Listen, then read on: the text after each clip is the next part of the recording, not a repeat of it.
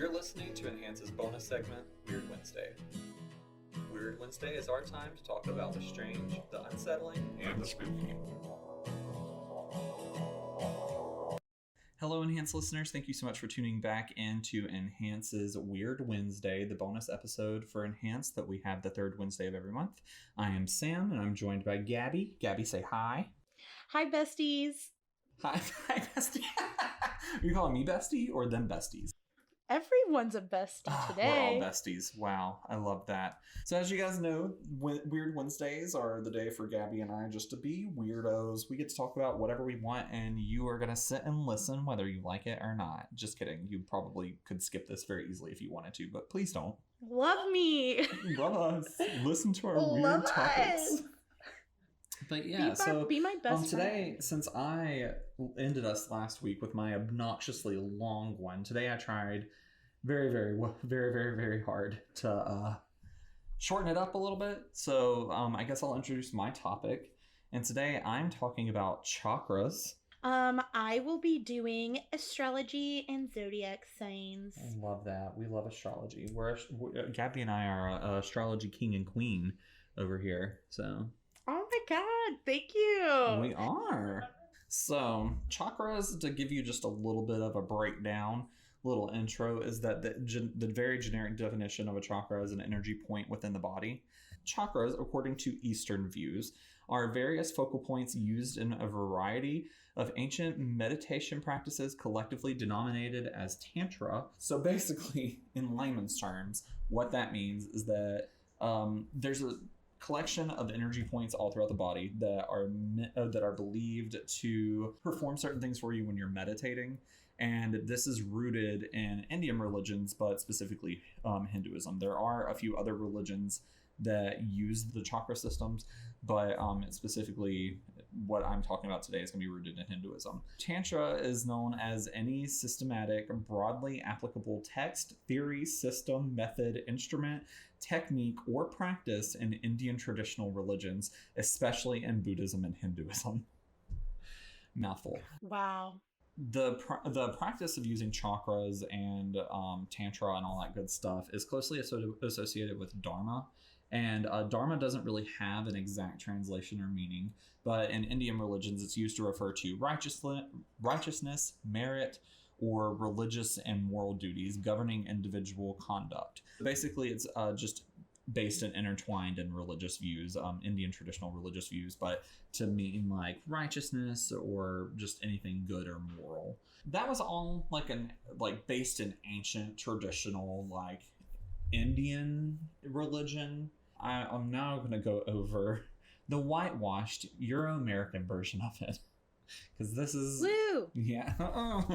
So, with the whitewashed version of it, or what we primarily know in America, or the Euro-American version of it, the modern idea of chakras is less focused on religion and more focused on energy.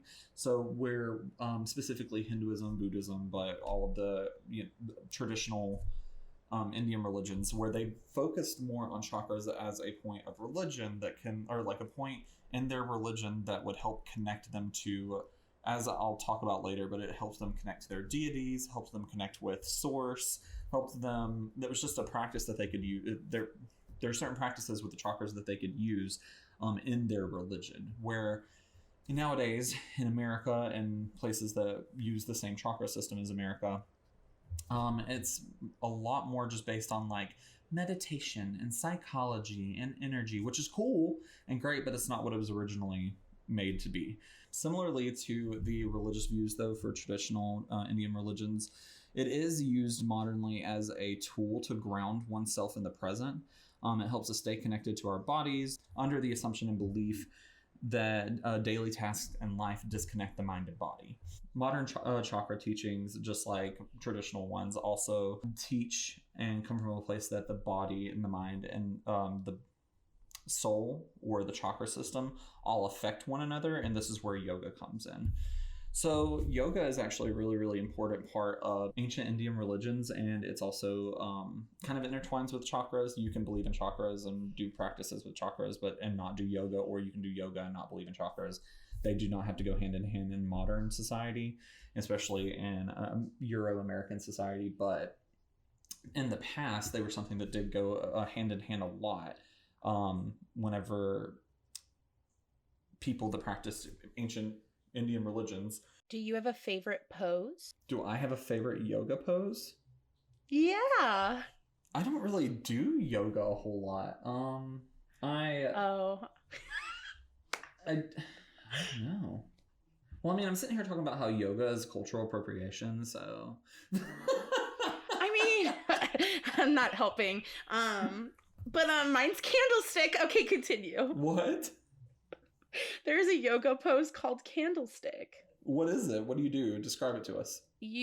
Okay, so first you like kind of like roll yourself back onto like your shoulders, and you pretty much put your back, like you hold your hands towards your back to make like a triangle shape, and you hold your legs up like straight up. And you like focus your breathing. And yeah, I don't know if I could do that. I definitely don't think I could do it now, but yeah. You're like, I'm a little aged now. I'm a little aged. It's fine. I'm not even a little aged anymore. Oh, I just want to say I am now 25, and I know in the first episode I said I was 25, but then messed up and said I was 24. But now I'm 25, so. Yeah, I remember I was actually going to say something about that and completely forgot. I was going to wait and do it. I forgot at the beginning, so I was like, all right, whenever you start talking about zodiac signs, I'm like, speaking of zodiac signs, but it's fine. You can still do it. It's fine. Whatever. You know me. Whatever. Anyways, so yoga is, in my opinion, yoga is where the main whitewashing of these ancient religions comes in. Because, I mean, when you think of a yoga instructor, you think of a middle-aged white woman in yoga pants. Yeah, in like the county of your city. Yeah. Yeah, exactly. Ridiculous. So that's definitely where I think that it's like, I think that a lot of whitewashing happens there, and it's honestly disrespectful, but it's fine, whatever. In the modern/Western practices of yoga, people who practice it, instructors, all the people that go, so on and so forth, they use it as like a posturing and physical exercise. This was also done traditionally at the teaching of chakras and yoga's origin, and it was called asana. Some people do still practice this way today. With what I'm about to get into, but it's primarily the asana is the only thing that you'll ever really see in a yoga studio. But ancient yoga and in places where it's practiced, there's also part of yoga that is similarly stated about the chakras is connected to the spiritual side of things, and it's used for spiritual self-realization, and this practice is known as moksha. Probably mispronounced that, but I did my best. This had to do with escaping the cycle of karma through transcendence. So it's basically a state of being that you would enter into. Yoga before, traditionally, the way it was traditionally practiced, was really wrapped up in both like the physical exercise and the posturing exercise, but it was also just as wrapped up in spirituality and religion. And so it was really used as like a religious tool, religious ritual, whatever you want to call it. And it more often than not did have to do with the chakras, where like today you can walk into a yoga studio and they never mention anything about the chakras, and they'll talk about like detoxing your body and working out those old muscles and blah, blah, blah, blah, and so on and so forth. But like it never once mentions where it actually came from and how it was actually practiced before. Yeah, I wish they kind of did a more full circle type of like interaction with people, because like I didn't even know, for me and like my culture, like people very much go, oh, isn't this you guys? And it's like, well, yeah, but like it's also not the way you're thinking of it. Yeah. Like it's like yes, but absolutely fucking not. It's just so I can like understand the irritation of like how people are like putting this this whole turnaround of how this like religion was like used, and now it's like we're just gonna work out. Yeah, and because we're in a very workout society. Yeah, with no willingness to like educate people on where it came from, because that's the whole point of things. Like, now I am not Indian, I'm not Hindu, so I'm not giving anyone permission to practice like yoga the way it is today or anything like that. But most people that I talk to, they don't care if you do stuff from their culture, but they want you to do it correctly with the knowledge of where it came from and educate, like with the intention to educate other people on where it came from. So I've seen like tons of creators on TikTok that are like, I don't care if you do the things that my culture does, but what I do care about is that I grew up getting made fun of for the things that I did, and now you think it's cool, and now you want to run with it, but you want to mess it up, and that's just not okay. It's not. No, it's not okay at all. And so I think it's such a it's such an interesting thing to see. Yeah, and that's the main thing is like if you'll do it respectfully and you do it in a way that isn't disrespectful to other people and disrespectful to the people whose culture this originally was, most people are not going to have an issue with it. There are some key differences between modern Western chakras and how they're believed and taught about today versus traditional ones. Modern yogis and practitioners, whenever they work with the chakras, they typically only look at one chakra system, which is the one that we know based out of 7, where it's the 7 chakra points that align up the spine, starting at the base of the spine and ending just above the head. What a lot of people don't realize is that there were actually dozens, like tons of different chakra systems. And it depended on which text you looked at, but there could be as many as 21 chakras throughout a person's energy and connection to source. I saw some sources that said that there were more, but the most credible one that I saw said that it was around 21, depending on what text you looked at. And there were all these different systems, all these different chakra maps and everything to show which ones were aligned throughout the body and around you and stuff like that. But there was no correct one. It was all up. It was all up to each individual person and the type of yoga or the type of ritual they were practicing in their religion. And so it was really just up to people, you know, like which one did they want to work with, or it was up to the teacher or the religious leader to say, okay, we're going to work with this and go from there. Throughout all of the systems, though, there are 3 main chakras that are repeated throughout that we see all the time. So there is the lower belly / sexual center, which would be like lower belly, just top of the groin. And that one's modernly known as the sacral chakra in our 7 chakra system. And then there's the one that's in the heart. And that one, so it specifically said that chakra was in the heart, which is just off center. But in the modern chakra system, that's in the very center of your chest. And that one is known as the heart chakra, very to the point. And then there is one in, on, or around the crown of the head. And that one is modernly known as, you guessed it, the crown chakra. So shocker. I know. Big shocker. Wow. The next big difference is that modern chakra practices and teachings take the chakras very literally, where they weren't meant to be that traditionally. So modern yogis and chakra practitioners see the chakras with a description that apply to it like almost physically, like when they imagine it, there's like physical characteristics to the chakra that always stick with each chakra.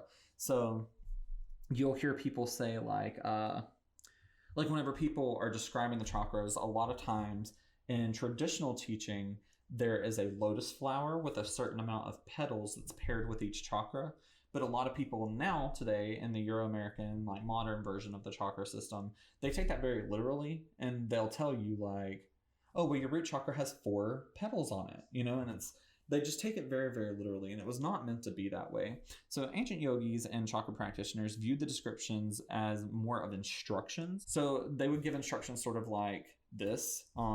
In order to connect, stimulate, and open the root chakra, imagine a red pulsating light coming from the base of your spine, or imagine a 4-petaled lotus flower opening up at the base of the spine, and that would be used to stimulate the root chakra.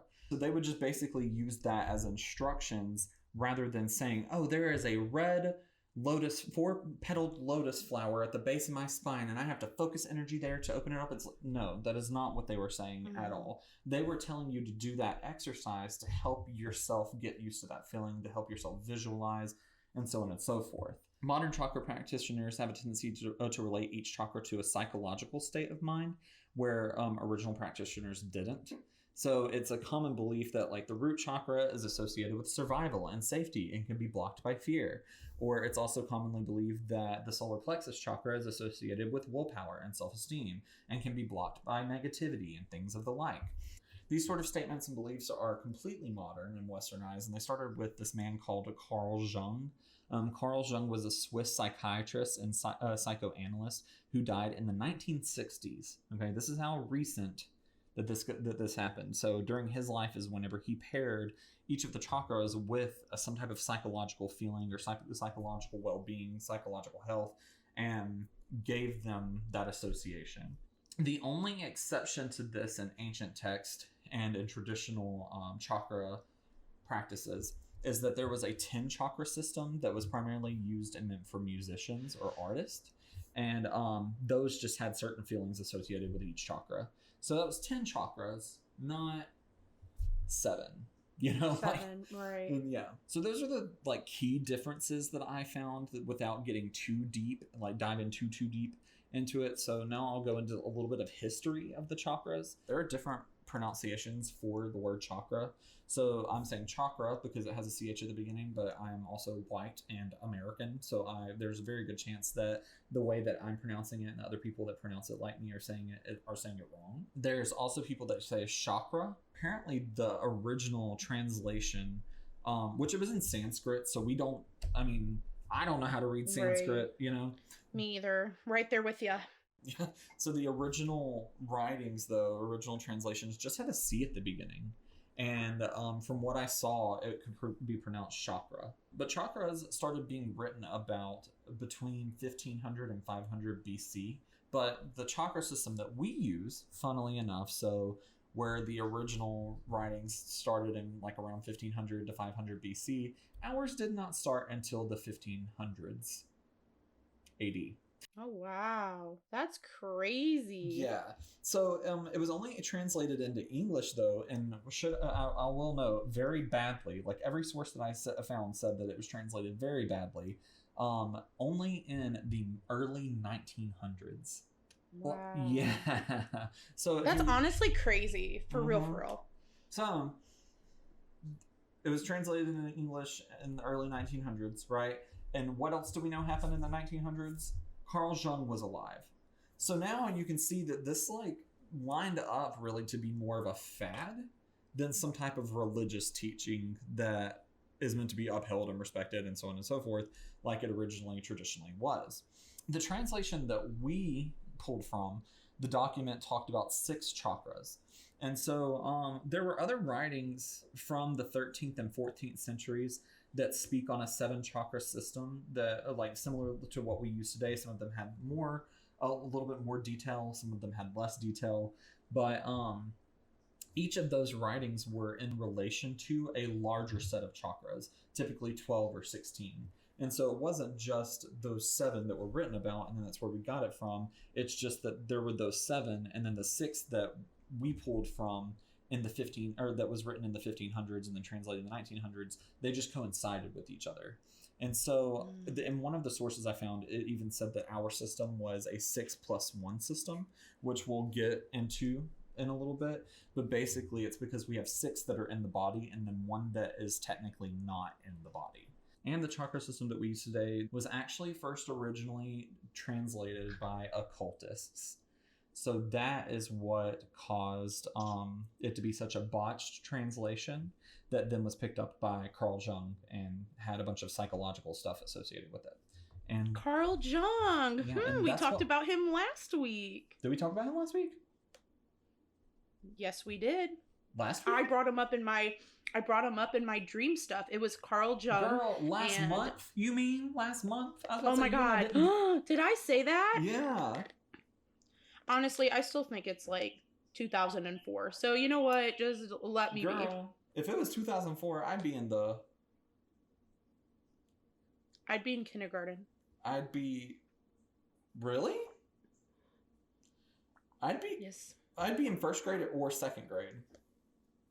Depending on, right now. I think he would be in second. Yeah, I'd be in second. Makes sense.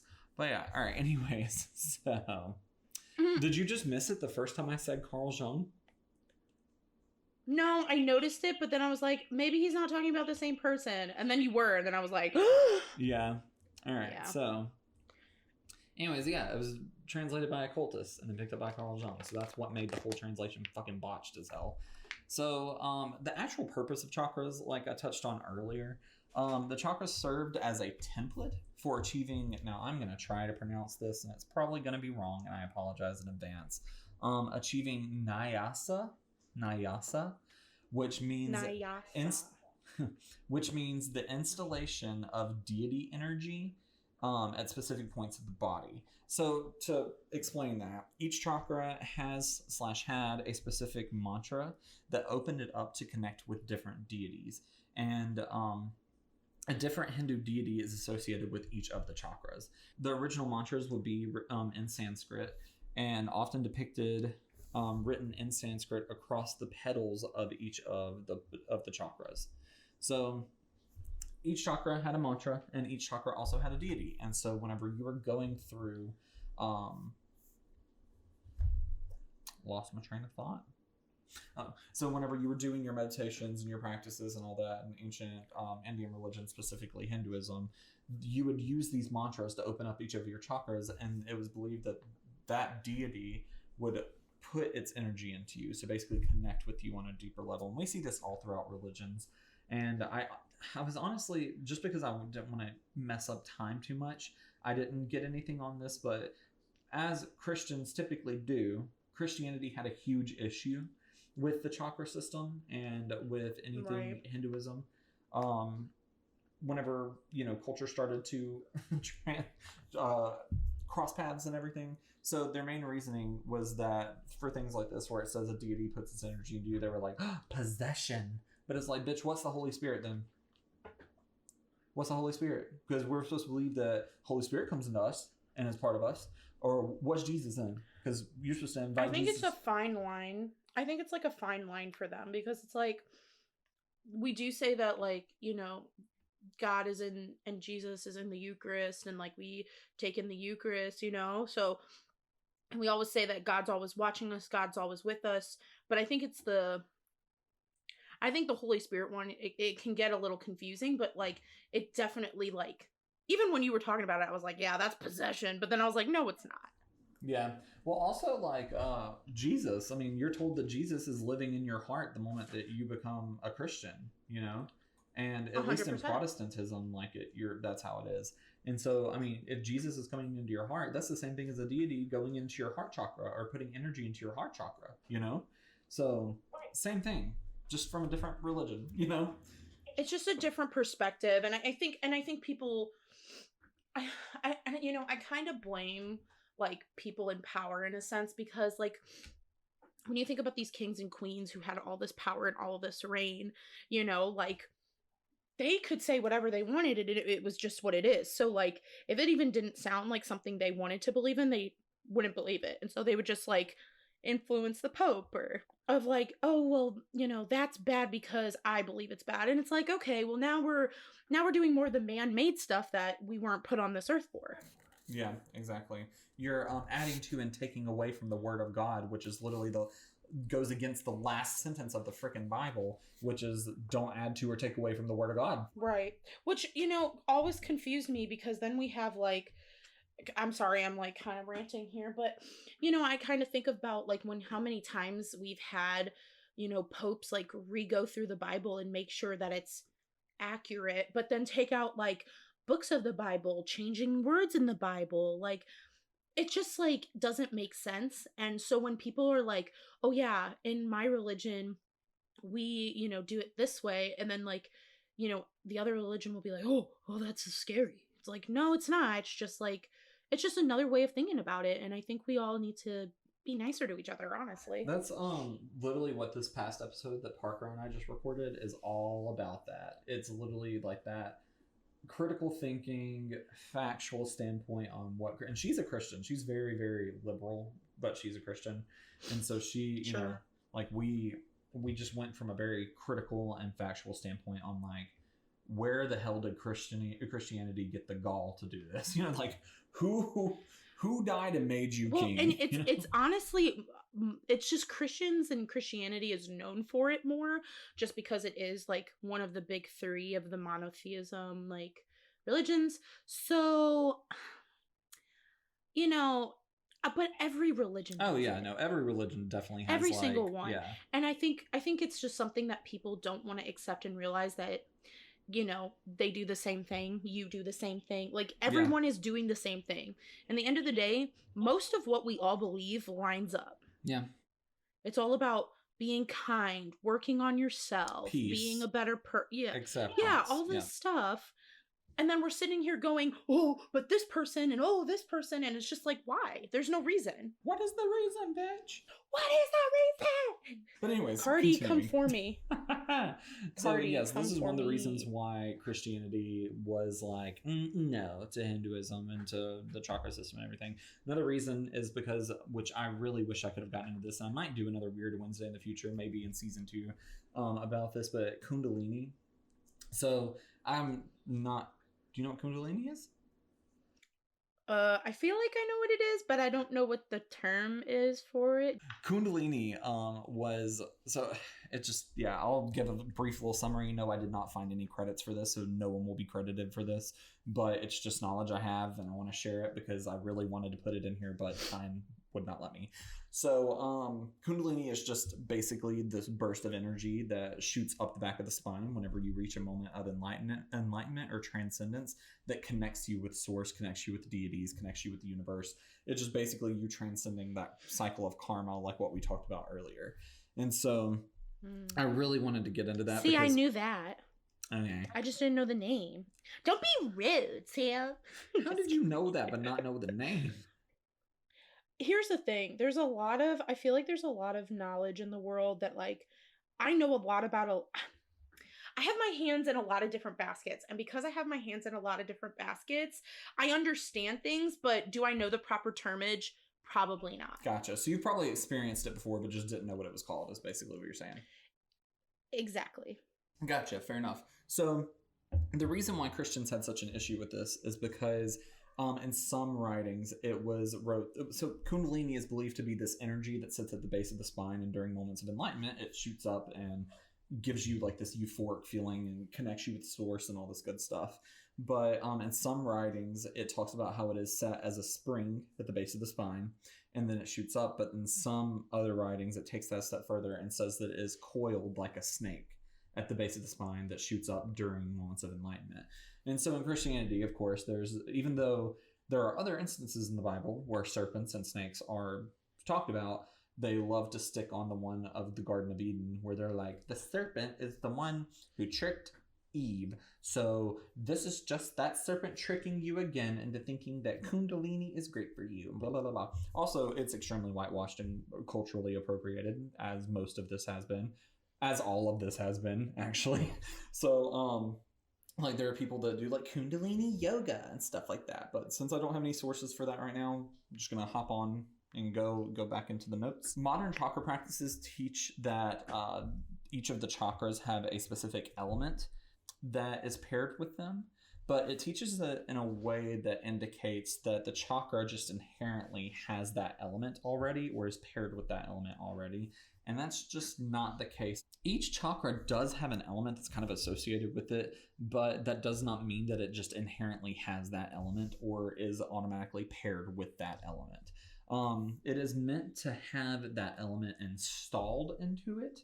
So it's basically that the element is an independent outside source that is meant to be brought into its perspective chakra. And each element in the original teaching of chakras has like a significance and brings a specific energy into each of the chakras. But it's important to know that that chakra doesn't just inherently have that energy and that that's not the one that's meant to go with it. Because in certain practices, like, well, actually in most teachings of chakras, you can actually activate a different element with a different chakra that served a whole other purpose. Like if there was something you were wanting to achieve, something you were wanting to do, you could put an element that goes with one chakra into another chakra. And there were certain lineages that passed down certain teachings that ended up becoming what we know as like the Indian religions and chakra systems and everything, that some of them actually did put different chakras to different elements. So it wasn't just like to one factual science where, once again, how modern yogis and modern people that follow chakras and everything else, how they're making it seem very factual, very literal, very physical. That's not how it originally was written. It was meant to be symbolic, or it was meant to be interchangeable, that was specific for each of the people or each person. So the last thing that I'll touch on is that I'll tell you what each of the modern chakras are paired with. So I'll go through like their element, where they're located, so on and so forth. And so in modern chakra teachings, each element is represented by a simple geometric shape, and each chakra has a specific color paired with it. And so the root chakra is at the base of the spine. Its color is red, its element is earth, and the symbol for it is a downward facing triangle within a square within a circle. Yeah. And that's a lot of shapes. Yeah, all of them have a lot of shapes. So the sacral chakra is at the lower belly / top of the groin area. Its color is orange, its element is water, and it has multiple circles inside of each other with a crescent moon in the center. Very mystical, very pretty. Then we have the solar plexus, which is just above the belly button, so at the top, like top part of the belly. And its color is yellow, its element is fire, and its symbol is an inverted triangle within a circle. Then you have the heart chakra, which is at the center of the chest. Its color is green, and its element is air, and it is two intersecting triangles forming a 6-pointed star within a circle. So we got a lot of circles going on here. Yeah, a lot of circles, a lot of triangles and squares. So then you have the throat chakra, which is at the center of the neck. Its color is light blue, and its element is space. Now, I did find some sources that said that its element was air, but the sources that I found that on, I don't really trust, because they were like modern white yoga teacher blogs. So I'm gonna stick with space, or ether. That was another thing, is that it was like space / ether, which that's a whole other subject we could get into that we won't. So yeah, and then the throat chakra's symbol is a circle within a downward facing triangle within another circle. Then you have the third eye chakra, which is between the eyebrows.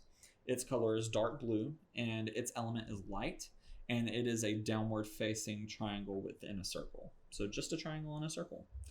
And then you finally have the crown chakra. Now, this is the one that is the 6+1. This is the one.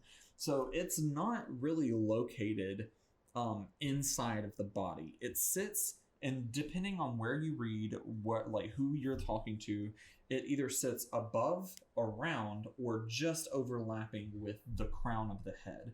So normally, if you can find the crown of your head, it's normally in the air above you. But then some people believe that it does overlap with the crown of the head a little bit.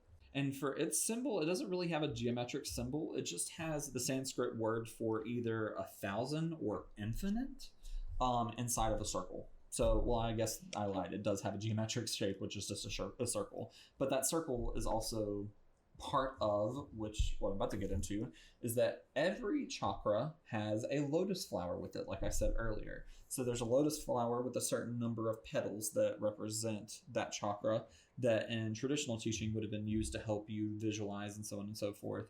But for the crown chakra, it is since the Sanskrit word that's written in the center of it means 1,000 or infinite, it has thousands of petals on it. So these were all of the chakras in the 7 chakra system that we know today in modern Euro-American teachings and yoga and all that good stuff. But there are Sanskrit names for each of them that I was not going to torture you to sit through and listen to me try to pronounce all of them. So just count yourself lucky. I am lucky that I did not bite off more than I could chew here. So with all of that being said, I just to conclude everything, to bring it back to where we're at, because there are a lot of things that I would love to dive into in this subject that I didn't do, just to save us some time. So just to summarize, in conclusion, modern chakra practice and even yoga is super disconnected from its origin. The chakras were originally used symbolically for religious guidance. They were a template used to help connect with deities. Yoga helped with this and was used for transcendence and enlightenment. Modern chakra practice uh, use modern chakra practice uses yoga as an activity instead of a religious practice. The people that use yoga typically have little to no understanding of its religious origin or background. So modern chakra understanding was started by occultists in the early 1900s and then handed off to a psychiatrist and psychoanalyst also in the 1900s. So around 100 years is how long we've been practicing what we're doing today. Original chakra teachings taught of a plethora of chakras, not just 7. And modern, especially Western chakra practitioners like to bring in random shit like psychology and whatnot. Some other examples of this are crystals. So just a disclaimer, I'm not saying that crystals were not a part of original like Indian religion, like traditional Indian religion practices. But I am saying that in none of the sources did I find that crystals traditionally had anything to do with the chakras. Mm-hmm. And none of them mentioned it. I even tried Googling like traditional teaching of crystals is aligned with chakras. Could not find anything. The only thing I could find... That's just capitalism, I'll tell you. Yeah. The only thing that I could find was like your typical nowadays modern Wiccan little witchy websites or, modern yogi websites. Like it was typically blogs. Like there was never actually incredible sources on where did you get this information from, So it totally could have been used. I could not find anything. And as you know, Gabby, I love to do research. So if I do say so myself. You are. You're a internet searcher. You're a book nerd. You're very good at putting things together. Thank you so much. I appreciate that. So another thing that just a warning to hopefully none of our listeners will ever get sucked into this shit. Another thing that is being whitewashed another thing that is whitewashing chakras and being brought into chakras are dimensions. So if you get on TikTok and you get on Spirit Talk, you will hear people talking all the fucking time about like the 5D, ascent, transcend, enlighten, blah, blah, blah. Don't listen to those people. Do not listen to them. There are different dimensions, mathematically speaking. We are 3-dimensional beings, and we are existing in a 4-dimensional reality, but we cannot perceive the fourth dimension.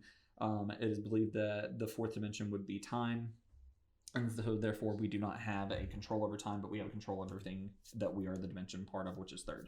So mathematically, and speaking in like terms of quantum physics, dimensions are a real thing. And we don't know exactly how many there are. Some people say there's at least 10. Some people say there's at least 12. Cool, great. And dimensions just simply have to do with like directional perception in a very summarized thing. I am not a quantum physics teacher. Do not take anything that I'm saying as an exact science. This is just what I found in my research over time because quantum physics is something that you have a lot of modern spiritualists that try to pick up this idea of dimensions and ascending to the 5D and so on and so forth as like a religious practice. And it's this belief that if you can make your frequency or your vibration really, really high, then you will just transcend all of the world's problems and you'll be part of the 5D community and the problems of the world just won't bother you anymore. And if you notice, that sounds a lot similar to the whole rapture idea in Christianity. It's just another version of being whitewashed. Like that's literally whitewashed and spiritualized. Jesus. Don't listen to those people, especially if they start talking about the chakras and pairing crystals with it and shit like that. I'm not saying that crystals aren't useful. I love crystals. I have tons of them. And I believe they can hold certain energies. But I'm not going to sit there and be hell-bent on getting a chakra crystal because some woman at a crystal store told me that it would help open up my chakra. Don't listen to those people. Do your own research. Use your own intuition, use your own guidance, so on and so forth. Just keep in mind, too, that there is like this toxic positivity that comes with modern spiritualism that just really tries to tell you basically like, just be positive, only push good energy out into the world. And there's not, I follow a lot of spiritualists on TikTok that they are great at being like, no, you're still a human being. You still have problems. What I'm teaching you is just a practice that you can use to help yourself get through those problems. And those people are great. And they give you like a step-by-step on like how, and they use psychology. Like it's not just them being like, no, you can just smoke a lot of weed and do some shrooms sometimes and transcend your reality. Jesus. So anyways, that is detrimental to you as a human. There you go. That is detrimental to you as a human, and that is taking away your permission to feel. Sorry, I've gotten off on such a tangent, but this is a pet peeve of mine. Because as someone who is spiritual and believes in all kinds of weird shit, it just irks me whenever I see people falling for shit like this. So just know that that kind of mentality is so detrimental to your health as a human, and there's no way that you can sit on that high of a frequency and that positive of a frequency at all moments in time. It's just not possible, and you're going to be setting yourself up for failure. Don't listen to people like that. So now I will go through my sources, because I would love it if you guys went and did your own reading or own research and everything on this if you're interested in it. There are some sources that I will not be listing that I did read from their website, but I simply did not want to use any content they had because I was able to find it on another website, and too much on their website I found to be inconsistent and incorrect or too whitewashed, and I feel like we've whitewashed enough. So I don't want to do that. Yeah, there you go. Yeah, so the first one is a blog called Indigo Massage and Wellness. You just Google that, it'll take you to it. It had a pretty good little overview of some stuff. A website called Yoga Prasad Institute, that's PRASAD. And it was an article called Traditional Yoga and Modern Yoga - 10 Differences. I used Wikipedia, and I specifically looked at the Wikipedia for chakras, Tantra, Hinduism, Dharma, and Carl Jung. I used a website called Times of India, and it was specifically 2 articles. Now, this was the absolute best source that I found out of all of this, and a huge bulk of my information came from these 2 articles, and they were written by the same guy. One of them was called The Systems of Sanatan Chakra. Sanatan is Sanatan. And the other one that I used, or that I read, that it was the same guy, it was 10 Chakra, and it has it spelled Chakra as the original spelling. 10 Chakra System from a 800-year-old text. And so, like I said, bulk of my information came from this dude. He was amazing. He obviously knew what he was talking about, and it was not some type of whitewashed yoga blog. The last 2 that I used was one called a blog called 7 Chakra Store. I don't know if it's a blog that's associated with a business or what, but that's just what it was called.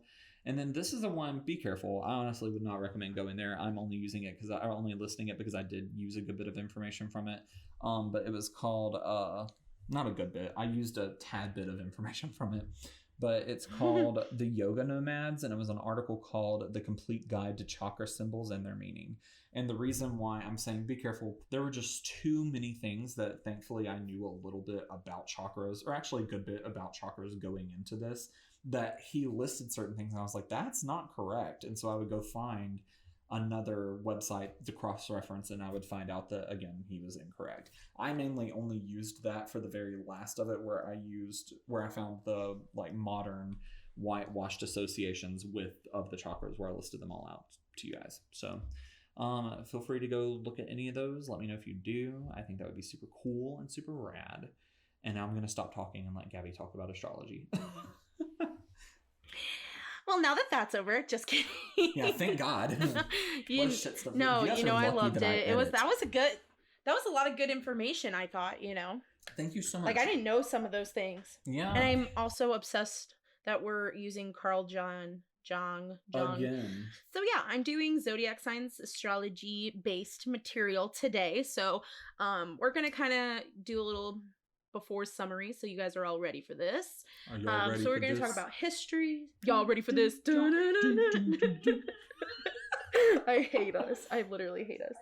Okay, so just a little bit about, the outline of how I'm going to talk about things. We're going to do a little history. I'm going to do kind of like a breakdown of things that are really associated with zodiac signs that people don't really realize. And then we're going to break down every single sign. Yay. It'll be good. And then within those signs, we'll talk about their element, their planet, their quality, which we'll get into, the people the signs that they would have the greatest compatibility with, and then strengths and weaknesses and likes and dislikes. So let's talk about history. So there's actually a lot of information where there's a good mix between the study areas of astrology and math. And then you have a lot of philosophy that goes along with it too, just in the history of it. One of the very first concepts of astrology, or the 12 zodiac signs, were created by the Babylonians in 1894 BC. With that being said, they were one of the most ancient, famous Mesopotamian cities in Babylon, which is roughly modern day Iraq, if you're looking at a map there for me. Then you had a lot of Greeks getting in the middle of it and wanting to investigate, chart the stars, things like that. There was several astrologers that were. Yeah, that's really interesting because I always thought that it was originated in like Greek. Like that's something I've always thought it was like a Greco-Roman astrology, which because that's what a lot of people call it too. They'll say, you know, like, oh, we go based off the Greco-Roman astrology system, and like, you know, so I think that's very interesting. Sure. Yeah, and what I did, there's a couple different, like, obviously, like, studies and theories of astrology. So what I try to do is find, like, an even ground, and I kind of put them all together to make them make sense, because I know some of them I was like, yeah, no. Yeah. But, well, I think it makes sense. no, you would think it's Greek. Yeah. I think it makes sense that it came from Babylon because so much stuff came from Babylon. Like, they had such cool, like, art. I mean, they were just really a head on shit, you know? They were. And I think the Babylonians get honestly a little like put on the side, because they don't stand out as much as like the Greeks do, especially with, again, the several philosophers and things like that I'm not going into today. But that's a little background there. And then it kind of died out. Astrology kind of died out after like the Greeks kind of meddled with it and were really into it, and then it just like boom, dead. Yeah. Because there was a lot of more monotheism religions. Is that the right word? Yeah, monotheistic. Great. Okay, I didn't want to sound stupid when I said that. Yeah, no, that's... but yes, that's there was a lot of those... Yeah, I was like, oh my god. Anyway, but that's kind of what happened, is that, the bigger religions started to develop and came into this big enlightenment, which pushed it out. But then... in the 1900s, yeah, 1900s, people started writing them and bringing them back in newspapers, as like the daily astrology section. And so they kind of took these theories of like personal beliefs and tried to make it into something that was very, that became actually very famous in newspapers. Are you telling me that astrology was also culturally appropriated in the 1900s by America? Absolutely. What the fuck? Yeah. Actually, it was from America and I believe the UK, but I don't have that written down. But yeah, Euro-American. But I mean, same thing. Absolutely. Wow. We're the same. And you mean, wait, so is that the last time that it was like brought up? Like it literally cut off at Babylon and Greek and Greek. It was pretty much cut. It pretty much died down. And then obviously in psychology, they used it to, make sense of why the brain was the way it was. Like all the 1900s was literally bringing those things back, which then in psychology, that kind of died out, because then we started learning about neurons, and we did a lot of sociology work where you would see how you were affected by different people in your life, like, so yeah, isn't that insane? Like, and also part of psychology too. Yeah, exactly. So it's like so interesting how like all of these like belief systems or like theories kind of come back to psychology, because psychology became this new science. So they were kind of accepting any knowledge they could get and then said, no, that doesn't work with us. That's a pseudoscience. That doesn't work with us. That's a pseudoscience. So it was like a whole thing. That's insane. That literally blows my mind. I promise you guys, we did not plan this. Like, we knew what each other's subject was, but we did not. Like, I did not look into Gabby's at all. She did not look into mine at all. Like, we both had a good bit of prior knowledge of them beforehand, but I did not know this. I didn't know that it used to be used in psychology. Well, like, I know a good bit about this just because my major is psychology. Yeah. But also, like, because you're a smart bitch. People always... Yeah, and there's a lot of people that have been in my life that are like, oh, astrology's fake. Ugh. But I'm like, you cannot tell me that these ideas are not have any truth in them. They have to have some kind of truth in them. I'm not saying that they're 100% accurate. I'm not saying that they're 100% wrong, but I think there's a lot of really cool truths into them.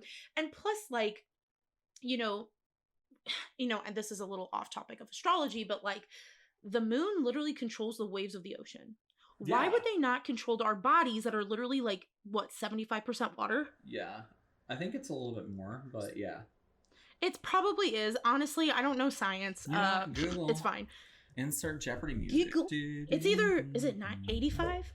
How much of I feel like it's your 85. body is water? Here we go. It's... What? We were both wrong. In adult men, about 60% of their bodies are water. However, fat tissue does not have as much water as lean tissue. In adult women, fat makes up more of the body than men, so they have about 55% of their bodies made of water. Either way, that's like half your body. That's half of your body. Yeah, like it literally. Oh my god, are we twins? Anyway. Oh, you know no, literally, it's half of your body. I found a diagram that tells you what part of your body has how much water. So the brain is 75% water, blood is 83% water, heart is 79% water, bones is 22% water, muscles are 75% water, liver is 85% water, and kidneys is 83% water.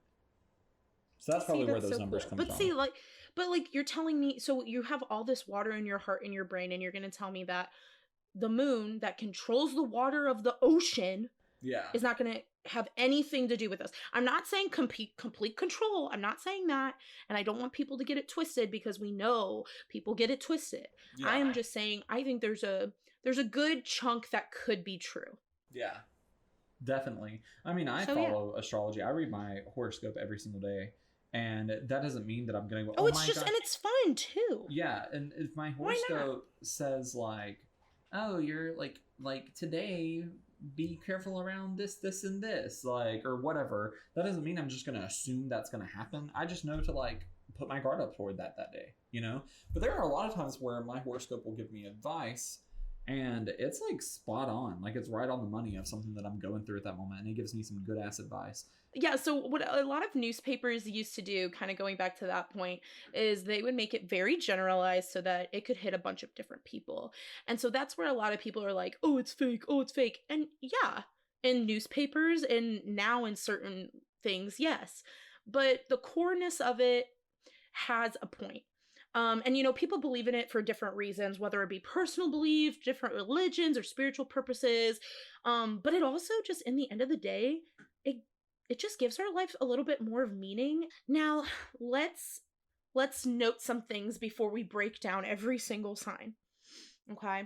First of all, and I'm going to say this very loudly in the microphone, so if you're listening in your headphones, I want you to beware. You are not only your sun sign.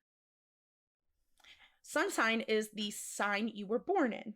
Okay? So for me, my birthday is not a very great day, but it's in September. Speaking of zodiac signs, Gabby's birthday just passed, and Gabby is now 25 years old.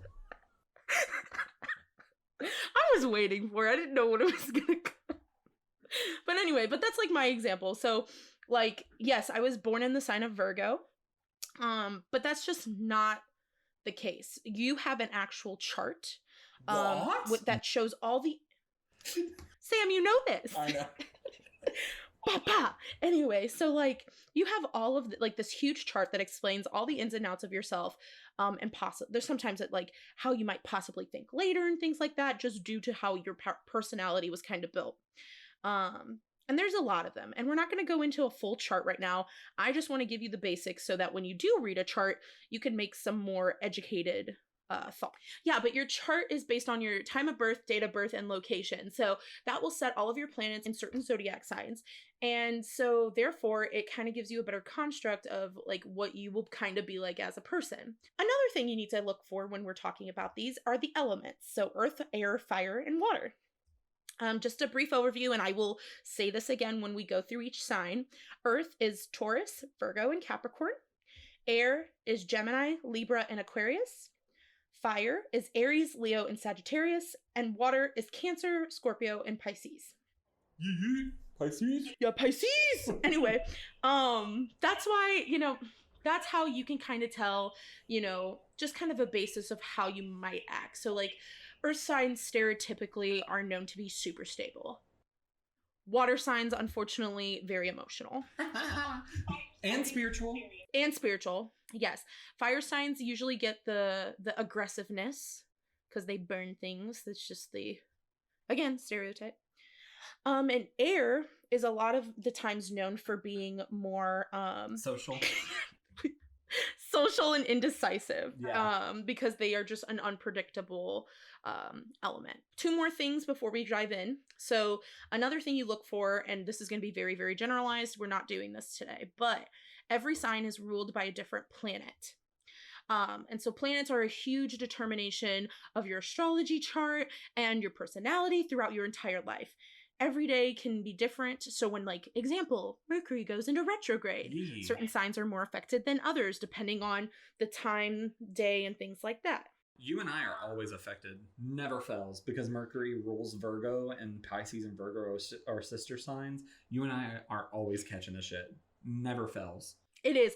So actually, Mercury, if we're going to go into Mercury as the example, like Mercury rules Gemini and Virgo, and that is the planets and signs of communication. Information and communication. So Virgo views communication from a standpoint of information, and Gemini rules views communication or views information from a point of communication. So like Gemini finds things that it's interested in based off of like, wow, this is some really cool information I can talk about later.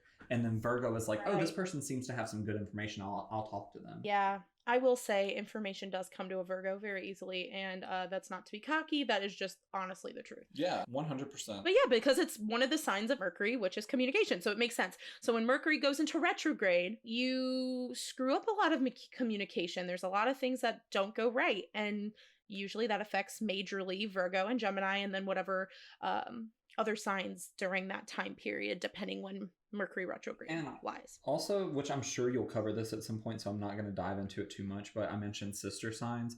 So each, just literally because I don't want to step on whatever Gabby's got, each sign has a sister sign by who is directly across from them on the zodiac wheel. So Gabby and I are right across from each other as Pisces and Virgo, and then Gemini's sister sign is Sagittarius. So those four signs are always going to catch something when Mercury goes retrograde, because Mercury is the planet of communication and information, and its two astrological children are Virgo and Gemini. So we're always affected, always. Yeah, and I don't know if all of them are matched up correctly on my end, so you're going to have to help me a little bit, but all the compatibilities should be accurate. I think I double-checked them before I got on. So, and lastly, we're going to talk about qualities. It's like you're grouping the signs to see, like, who's the most similar and why they're most similar.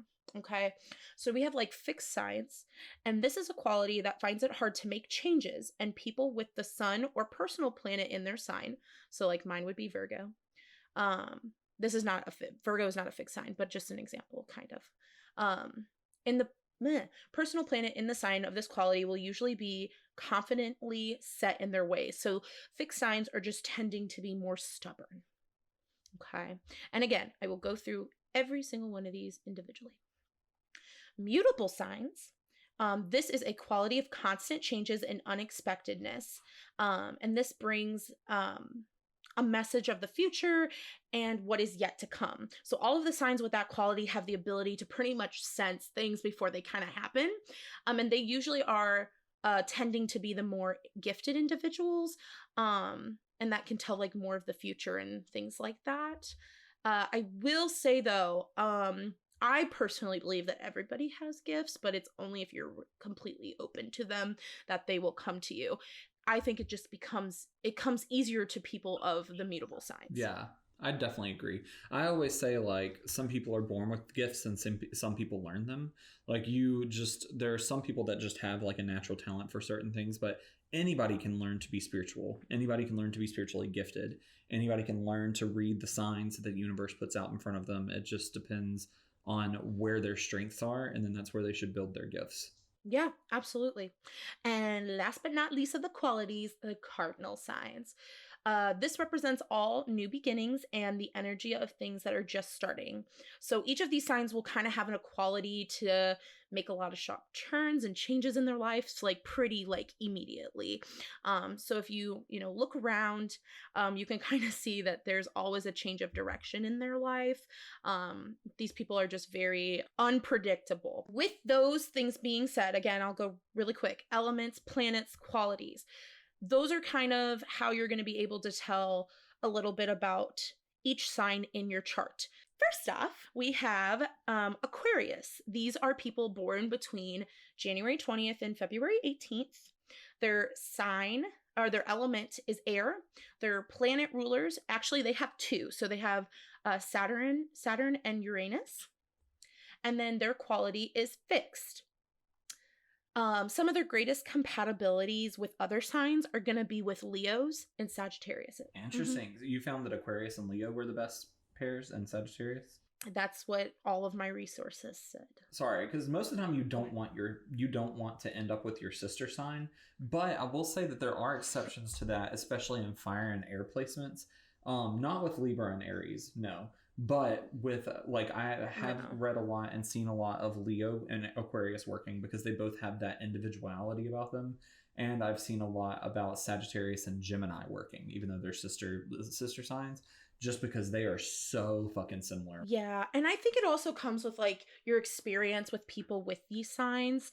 But again, they could also have, like, a rising Leo or, you know, some other sign that could affect their interactions with different people. So yeah. I wonder if this is just, like, the more stereotypical. Yeah.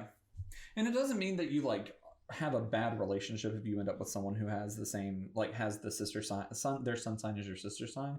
It just means that whenever you guys, like, so the general rule, and I'm sure you're going to get into this, so once again I will only hit the, like, basic little thing, but sister signs typically have the same goals, same trials, same things like that in life, but they look and go about everything two completely different ways, like opposite ways. So Virgo and Pisces, the fun thing about, like, most, like, one of the qualities that you left out about earth signs is a lot of people say that earth signs are, like, cold and that they don't, like, they don't have emotion, where, like, water signs have all the emotion, and it's just not true. They just go about them very differently. So, like, Pisces is very go with the flow, very free flowing, very, like, emotionally fluid, emotionally intelligent. Like, they're going to have, like, big emotions. And of course there's evolved Pisces and unevolved Pisces. But then Virgos are all analytical, systematic, like, they are planners. They love long-term planning and things like that. And so where they both have, the thing that connects Virgo and Pisces is that they both have a very strong intuition that comes to them differently, though. And then it's very true. Yeah. And so Pisces has a, like, gut intuition where it's like, I just know certain things, where with Virgo it's more of a predictive intuition where it's like, okay, well, if I plan to do this and then this happens, then the outcome is more than likely to be this. And so that's just a very brief overview of, like, the intuition. Also emotions. Pisces is probably going to be more of an external processor and more of a, like, someone who's going to feel their emotions deeply and fluidly and might slip in and out of emotions, where Virgo is going to compartmentalize and put emotions to the side until either A, they blow up, or B, they are alone to where they can process them. Teehee. Anyway, so back to Aquarius. So their strengths are usually, like, they're very independent, they're very progressive, they're a very original type of human. But some weaknesses is that they're kind of temperamental, sometimes very aloof, and runs from any type of emotional expression. So just keep that in mind. And some of the different likes, they really do like, you know, some risky business, but being with their friends, you know, fighting for some kind of cause, intellectual conversations, like, big time. But they also dislike, you know, any type of limitations. If you put a bar on them, they're not going to do it. No. Yeah. They don't like broken promises. They don't like being lonely, and they don't like boring situations. So if you're boring them, they're definitely leaving you in the dust. Yeah. Anyway, yeah. The next sign is our one and only Samm sign, Pisces. And this is from February 19th to March 20th. The element is water. Planets are Neptune and Jupiter, actually, two of them. And quality is mutable. Greatest compatibility, obviously Virgo, but also Taurus. That's so interesting that you keep finding sister signs, because everything that I've ever researched and read is, like, do not date your sister sign. Like, sister signs make really good I think it's more friendly thing. I don't think it's most okay. Like it's people that you're going to get along with the most if you talk to them. Yeah, because Virgos and Pisces do get along very, very well, but everything I've read has been like, do not date a Virgo unless you have some like a strong Virgo placement. Like, my Mars is in Virgo, so my planning is not like a Pisces planning whatsoever, where it's just go with the flow. Like, I've had to learn to be go with the flow, but you know as well as anybody, I am a planner.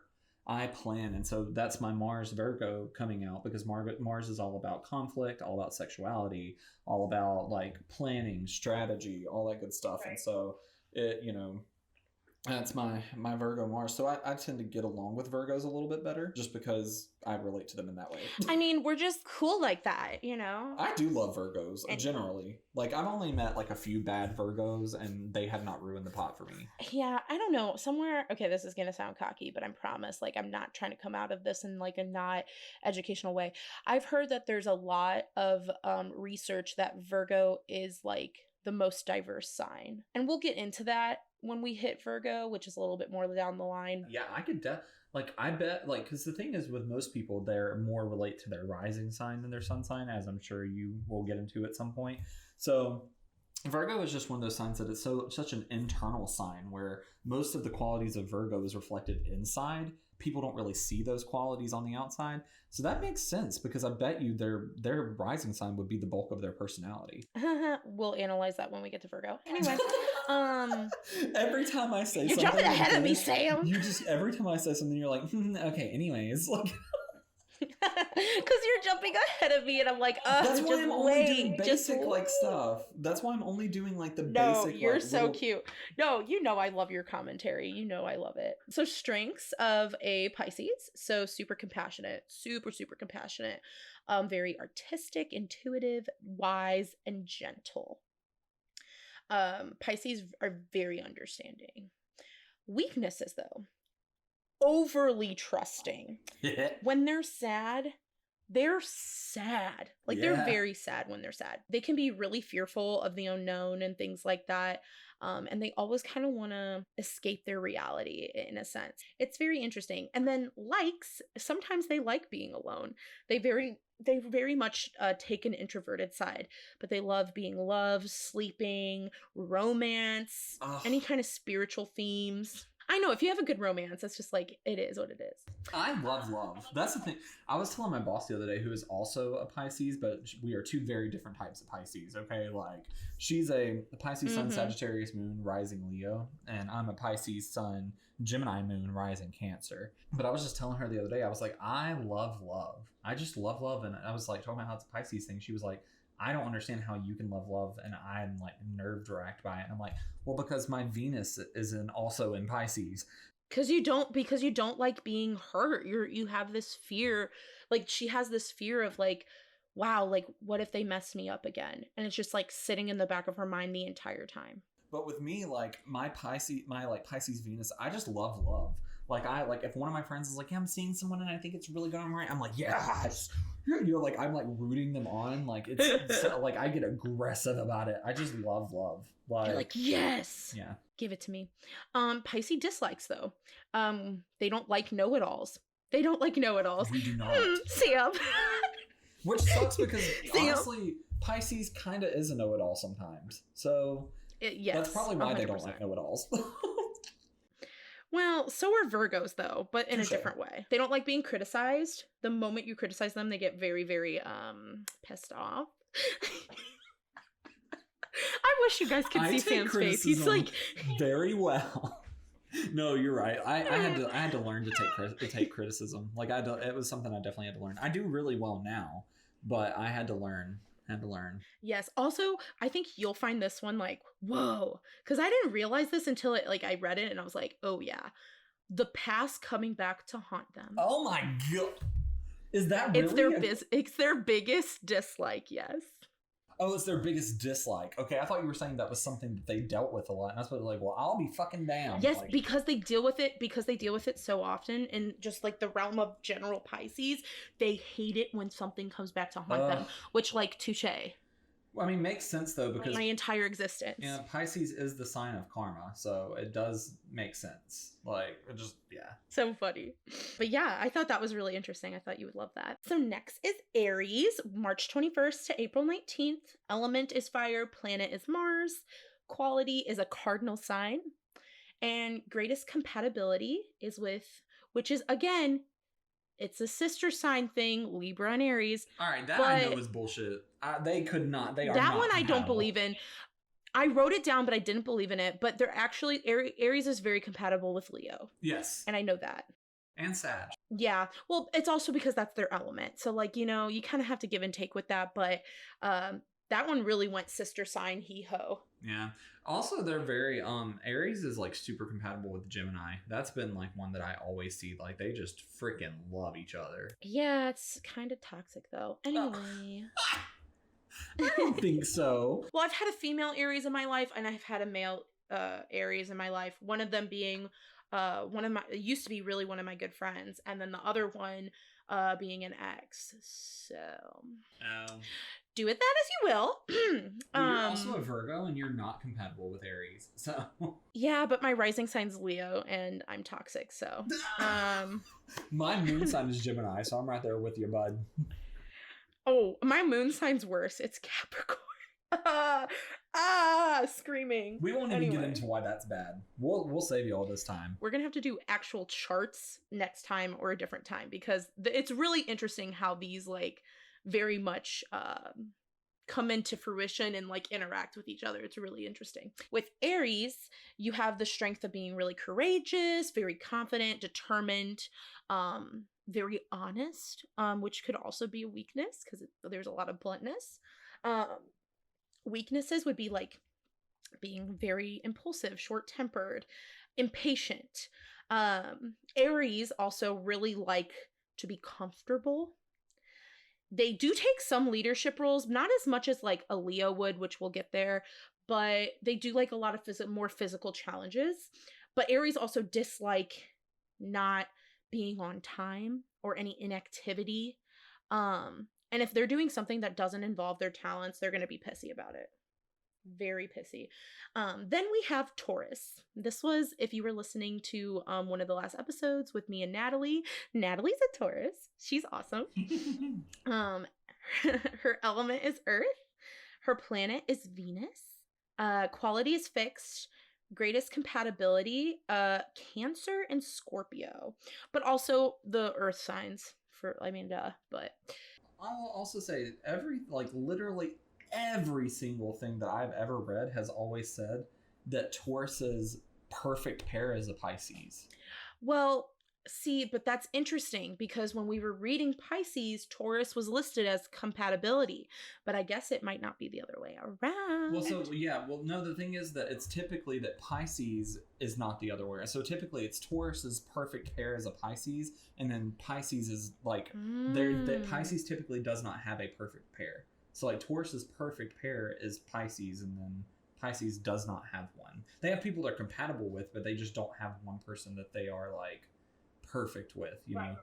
Yeah, I don't know. I think this little section I think is just interesting because I think this was a little bit more of a whitewash source. We're not going to talk about it, but I think it's interesting what the different views, because there's a lot of different, again, like I said, I kind of took sources and I went mushy mush because there's so many things that you could say about astrology. So Taurus is very reliable, patient, devoted, very responsible and stable.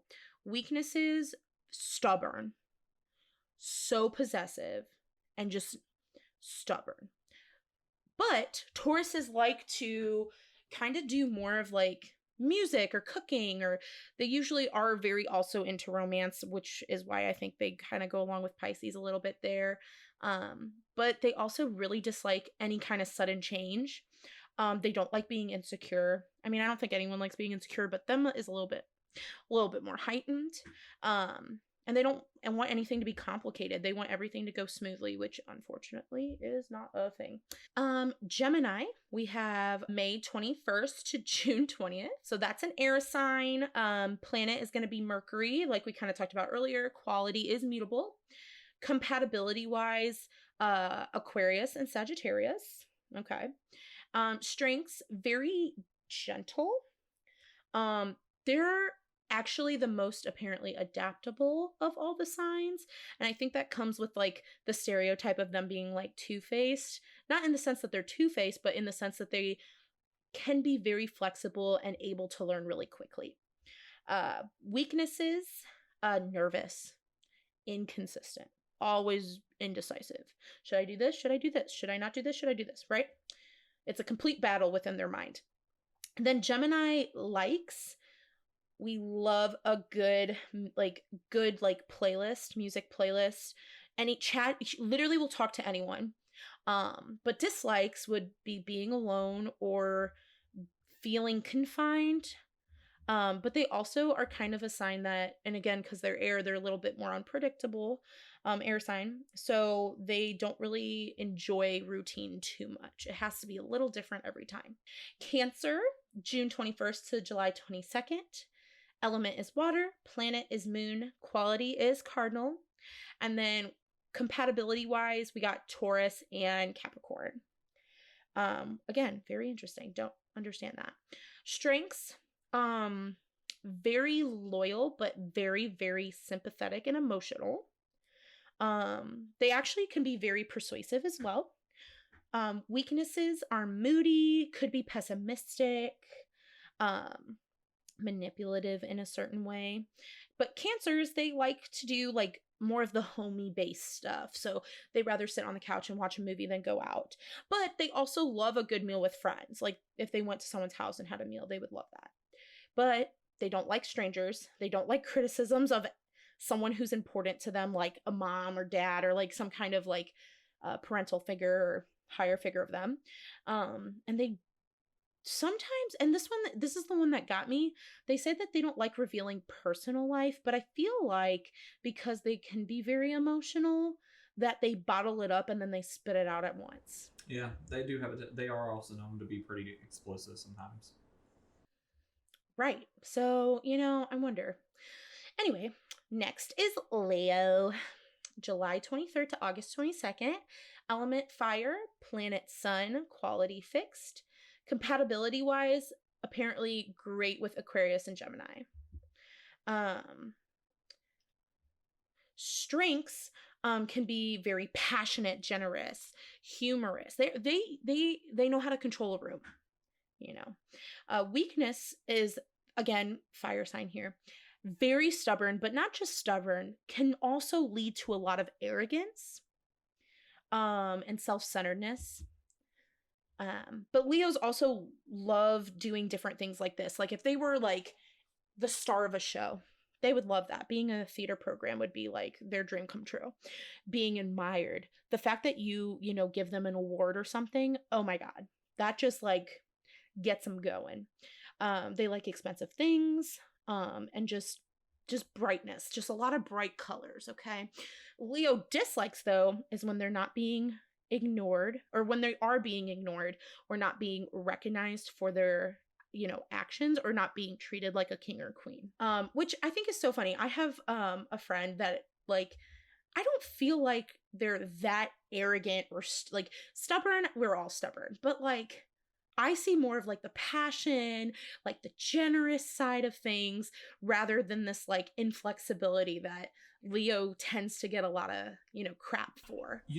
What I've noticed is that when it comes to your toxic trait that you have with your sign, there is, that is kind of true for the sun sign. Like you can have unevolved and evolved, like for the sun sign. But I've learned that most of the toxic traits, at least in my experience, whenever I've done like astrology readings for people and just like meeting people and knowing their signs and everything, the toxic trait for that sign typically leans more toward the rising sign and sometimes the moon sign. So like Gemini being super talkative, loving gossip, all this other stuff, like being very chatty, very intellectual, very informed and everything, that those qualities are typically paired more with the moon, the Gemini moon. But the thing is too that means that they also get the part where it's like they change interests a lot. They have to have a changing environment. Things like that, you know. So, and then with the rising sign, you're rising Leo. So sorry to say this, but most of rising Leos I've met are the actual people who present most of the Leo qualities. So like Leos are flashy and they like to peacock, you know. But do I show Leo qualities? Sometimes, yeah. But like too much? No, because you also showed Capricorn qualities too from your Capricorn moon. Yeah. I honestly, Capricorn moon, I feel is like the part that it's like cocky but low key humbles me. It's this very weird balance. I like that. Thank you. Oh my God. I mean, Capricorn's great. Well, they're the baby. I love Capricorns. Yeah, they're pretty cool. I don't have anything bad to say about them, but I will say, as a moon sign, you're not the funnest. Oh yeah, no, it's not. I feel like I have a very good friend of mine who is a Cancer Sun, Capricorn Moon, Leo rising. So same two as you out of the big three. It's a struggle for him. He admits it because Cancers are typically very emotional. Capricorns are very structured and not emotional. And then Capricorn ruling the moon, which is all about emotions, like it just is not a good time for him. Well, and then even then Capricorn, we'll jump to that in a second, but pretty much Capricorn, like they don't want to show that either, but they end up doing it anyway because they have to. Mm-hmm. Or they'll go mental, literally. But speaking of another earth sign, we have Virgos. August 23rd to September 22nd. Element is Earth, planet is Mercury, quality mutable, greatest compatibility Pisces and Cancer, which I never agreed with the Cancer, to be honest. I will say, me and my brother is like he's a cuspy of Cancer and Leo. We didn't used to get along, but we get along now. Good. Love you if you're listening. Anyway, so strengths are very, like we said, analytical, loyal, kind, hardworking, practical. Weaknesses, very shy, just like overly worrying all the time. And they're usually workaholics. Virgo likes being a health nut, which I will say for myself, I'm not the biggest health nut, but I do have my kicks where I'm like, 2 or 3 months, like go off. They do like being really clean. I can agree with that. Dislikes rudeness, or taking the center stage, which, here we are. Oh my God. Now we have Libra, September 23rd, October to October 22nd. Elements are air, planet Venus, quality cardinal, greatest compatibility Sagittarius and Aries, which again, we don't agree with the Aries and Libra mix up. Strengths can be cooperative and diplomatic, and they're very social when they want to be. They can carry themselves in a room. Weaknesses, big time. Indecisive, avoids confrontation, will carry a grudge, and self-pity. And you know what? I'm going to say this right now. I didn't even write these out. I literally looked all of this up and just went, okay, that makes sense. And with Libra, every single weakness was exactly the same in every source. Yeah. Which I think is very interesting. Especially with my time with Libras. Again, I think there's this like weird gender thing with astrology. Yeah. I fully believe there's woman Libras and then there's male Libras, and the same for all the signs. Yeah, well, also, so just include all genders. It's really a masculine and feminine thing.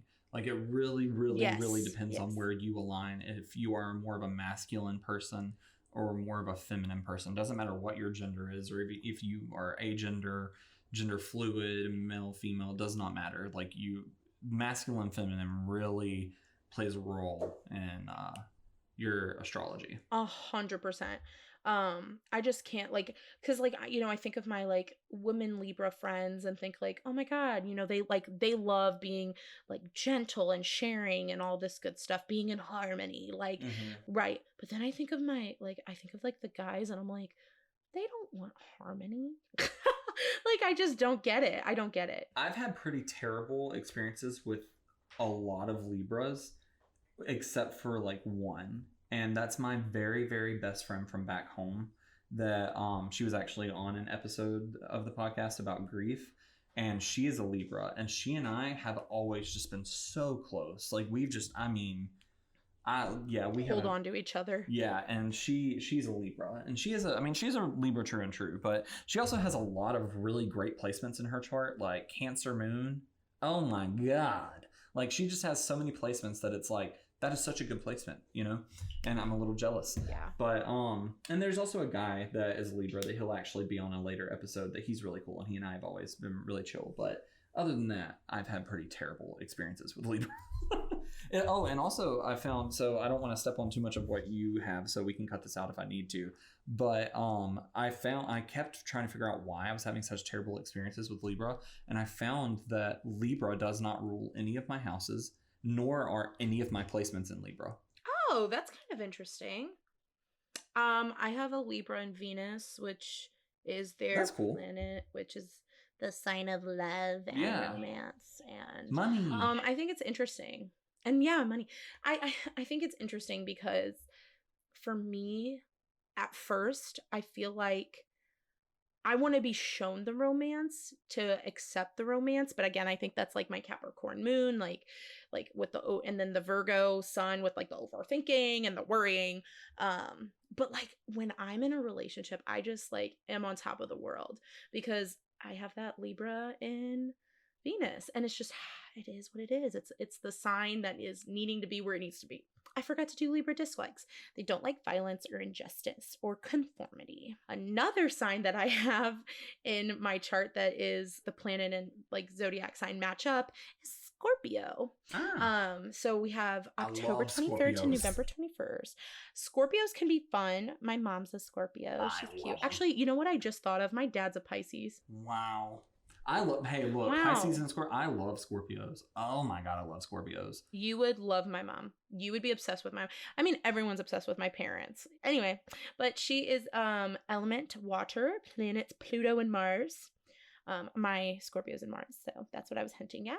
Quality fixed, compatibility, Taurus and Cancer, which I don't know if, again, I agree with that. Strengths, being really resourceful, brave, passionate, and a true friend. Let me tell you about a Scorpio and Taurus relationship. All right, so Scorpio and Taurus, because Scorpio and Cancer are compatible. They're both water signs, and they're both the two extremes of the water sign. So you've got like Cancer, which is the one extreme, which is like the quiet, the small, the the homebody, the internal, all this other stuff. And they can be explosive, so don't get me wrong, they can have big emotions and everything. But then on the other extreme, you've got Scorpio, and Scorpio is like the determined, the angry, the invulnerable, and blah, blah, blah, blah. And you have Pisces that's in the middle. And each middle of each element takes the middle identity in a different way. Pisces is both of them, but at different points in time. And Pisces has to learn how to balance those two sides. So like the small, the non-conflicting, the like homebody with the like determined and vulnerable, like, so on and so forth. So that's like Scorpio and Cancer definitely compatible. But let me tell you about a Scorpio and Taurus relationship, okay? So Scorpio and Taurus, yes, they have a little bit of compatibility in there. But that compatibility is mainly going to be around sex. Just being honest. They have like this deep... Weakness is being manipulative and like not wanting any type of like jealousy, and they get very jealous. Yeah. So that's the thing, is like their compatibility is going to be mainly around that, because they want to feel like when they are making love, that they are making love in like a different realm. They're going to want to feel like they are like some type of sexy succubus draining the life out of someone, you know what I'm saying? And then Taurus is just like there for the fucking ride. Taurus is like a ride or die. Taurus is just vibing. Taurus is a vibey like sign. Yeah, and they don't care. I love Tauruses, but what's so crazy is that I've had so many terrible experiences with Tauruses too. Like there was some weird era in my life where like every dude I was talking to and dating was a Taurus. Like there were like 3 dudes back to back that were all Tauruses. And I mean, I love a Taurus, but I've also just had terrible experiences with them. Like some friends I used to be, like people I used to be friends with at like a past job, were literally like women in their 40s acting like children, and they were both Tauruses, and it was just, yeah. But Taurus is like, they are also the homebody kind of like, Taurus and Cancer are 2 homebody signs where they love to have that like closed off from the rest of the world feeling. So with how Scorpio makes love, that makes Taurus feel that cut off from the rest of the world feeling that they crave. So that's where it's like they get in their own little bubble and just fuck, you know, like, but then outside of like their Jesus. relationship is primarily going to be built on passion and sex. Very true. Well, and you know, even with like Scorpios, they love the tease. They love the passion. Oh yeah. Like, but the moment you are dishonest with them, I mean, screw it. You have nothing. Oh yeah. You have nothing with them. They will literally cut you off like it's no one's business. Mhm. Also, now I don't know if this is just my mom, but she is a savage. She will read you. Oh, they are savages. Yeah. And I feel like all of them do. And I swear to God, it's the funnest thing. Because one time I was crying over a boy, and my mom storms into my room and goes, "Are you still crying?" And I was like, "Yeah." She goes, "Suck them tears in your eyes. You don't cry over no man that doesn't give you shit." And I said, "Okay." And physically, my tears like went back into my skull. And I just remember like being like, wow, like I don't know any other sign that does that. Like that can just sit there and be like, "Are you that stupid? Come on, get it together."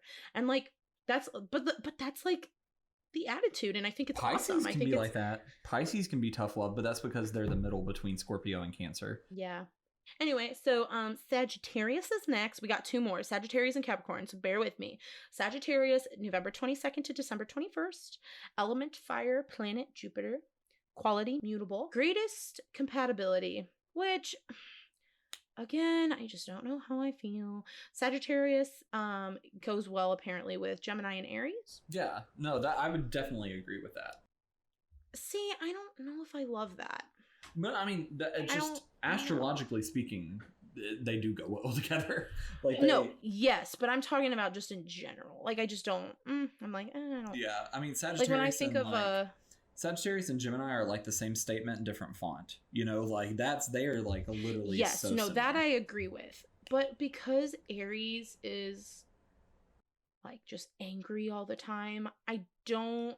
See, that's such a stereotype for Aries. Like Aries has a soft underbelly for the people that they love. So when an Aries is in love, they show their soft underbelly. Like I know a couple that is an Aries and a Sagittarius, and the guy is the Aries, the girl is the Sagittarius, and they are like the healthiest, happiest couple I've ever met in my entire life. And he has like talked to me before and told me like, yeah, I've had, you know, anger issues in the past and stuff like that, and like just very open guy. But he like went to therapy and got like, you know what I'm saying, got what he needed, and like he's just so sweet to her, so genuinely just kind and sweet. Like Aries don't have to be like that. Well, I'm not saying that. I'm thinking more of like their stubbornness maybe. Yeah. Because I just like every time I talk to an Aries, I just swear to God it's just this coreness of stubborn. Do you know why? I mean, you're a Virgo, like for starts, but do you know why? Like, do you want me to explain it to you? Sure, explain it to me. Okay, so Virgo likes what? Long-term planning before doing, right? They like to plan and then to do. Aries doesn't do that. But the thing with it is that Aries is the sign that can get away with that. Aries finds the shortest path between A and B and takes it. And Virgo is like, hold on now, sometimes the shortest path is not the best path. Virgo likes long-term planning, and they like to give advice, and they can come across a little judgy sometimes when they give advice. And so Aries likes to find the shortest point between point A and point B. If they see something they want, they're going to calculate just for a few minutes, aim, and fire, right? And so the thing with Aries is that if you want to give Aries advice on how to go about something or how to do something, you cannot do it before or while they're doing it. It's just a sad fact you're going to have to accept. You can give them advice afterward, and they will take it into consideration the next time they do something, but they are not focused on coming up with a plan. They're just focused on getting it done. You know, they are trailblazers, and they are usually path starters. They are the one who like will go through a forest and burn down the trees and any tree or anything in their path, and then people walk by and they're like, "Wow, look at this shortcut," and walk through. You know, and that's why a lot of times people say that Aries are natural born leaders, but it's just that they're independent and trend starters. And Virgo was like, "Hold up now, like I ain't trying to be no trend starter. I'm just trying to plan the best and easiest route that's going to be like best for everybody." And Aries is like, fuck that, I'm gonna do what I want to do, you know? That's true. I mean, I guess that makes sense. I guess I didn't think about it in that way, but I don't know. I still think it's interesting with Sagittarius, but that's just because I'm me. Anyway, strengths: generosity, sense of humor. Weaknesses of Sagittarius are going to be more of the impatientness and undiplomatic stuff, which makes sense. Sagittarius likes freedom, philosophy, loves to move around. Sagittarius dislikes, though, clingy people. Yeah, I'm not even going to say any more about that. Capricorn, last but not least, they're December 22nd to January 19th. Element Earth, planet Saturn, quality Cardinal, compatibility Taurus and Cancer. Strengths, responsibility, discipline, and self-control. Weaknesses, a know-it-all, unforgiving, and always expecting the worst. Capricorn loves family. They're a very family-orientated sign. They understand a lot of things about status, but dislikes literally almost everything. If you get in a Capricorn's way and you piss them off, they're going to hate you. Kind of like Scorpio. They'll just cut you off real quick. Will crick. But anyway, so a little just summary there. We talked about all the, different signs. We talked about the elements. We talked about planets. We talked about, the qualities of fixed, mutable, and cardinal. And we did touch on sister signs a lot during this as well. So we kind of covered that already. But then again, you are not only your sun sign. There are several signs and planets that make up your chart, which can explain and kind of how you've heard us kind of talk about, different qualities in your life and different points in your personality. And I think that's the most interesting stuff about astrology, is that it gives your life a little bit of meaning, a little bit of spiritual purpose. That's my cup of tea. Nice. All right. Well, cool. Well, thank you guys so much for tuning into our second volume of Weird Wednesday. Please tune in again every Saturday. We have new episodes of Enhance, and the third Wednesday of every month is when we have our Weird Wednesdays. So again, I'm Sam, and if you want to find me on social media, you can find me at Sammed If You Do. That's SAMMED If You Do. I'm that on Instagram, TikTok, Twitter. If you want to find the podcast, you can find it at Enhance on Spotify, Apple Podcasts, and Anchor, and you can find it at Enhance Podcast on YouTube. And Gabby, give your social media, girl. Again, my social media is unpredictable per usual. TikTok, I'm Gabby S80. And then on Instagram, I am GSabat1234. Awesome. Well, thank you guys so much for tuning in, and we will see you one weekend coming up, I guess. Bye. Thanks for listening to Weird Wednesday. Tune in the third Wednesday of every month for more strange, unsettling, and spooky.